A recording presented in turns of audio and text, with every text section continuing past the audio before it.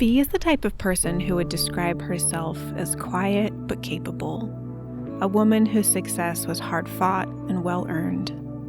She's caring and compassionate, but like many of us, she often sees the world around her, the people around her, through a lens of sound bites and statistics. These days, it takes something unique yet familiar to break us away from ourselves and to truly see each other with compassionate eyes.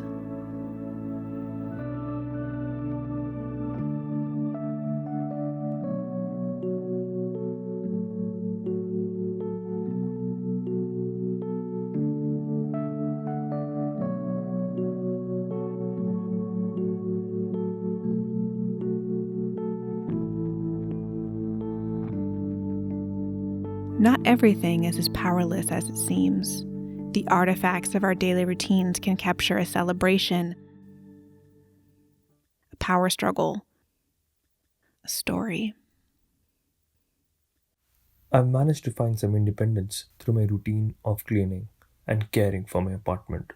It makes it mine, not part of my parents' house or a chore I'm obligated to do, but an empowering choice. V's good friend Georgia is unlike her in many ways, but they've always felt open to discussing personal matters.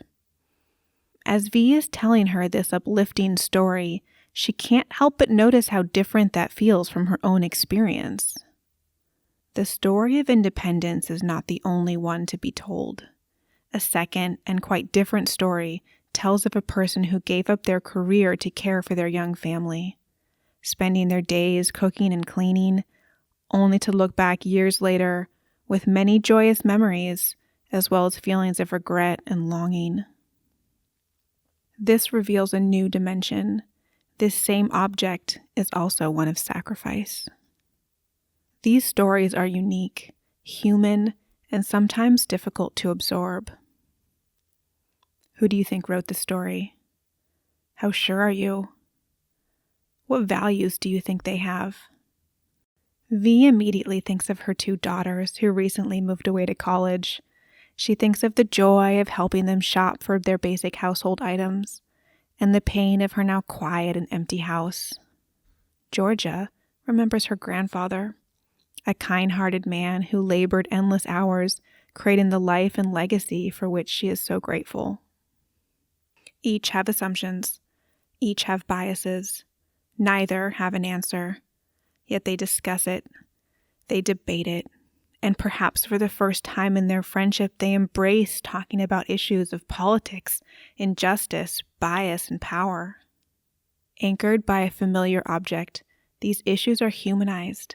They're not ambiguous or nebulous. They're real, just like us. None of the stories V encountered were the same. No two expressed the same feelings or thoughts, yet they all had something undeniable to them. They were personal and raw and understandable, even when they weren't relatable.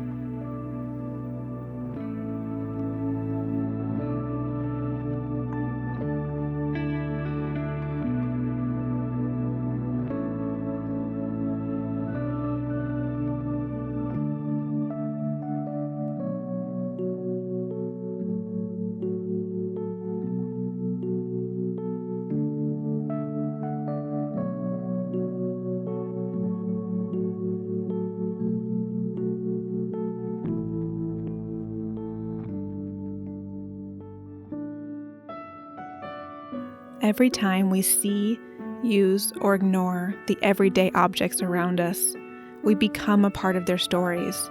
We reinforce their meaning and we contribute to that power. But we can begin to challenge singular visions of authority, value, and significance by realizing that each random passerby is living a life as vivid and complex as our own, filled with their own ambitions, friends, routines, and worries.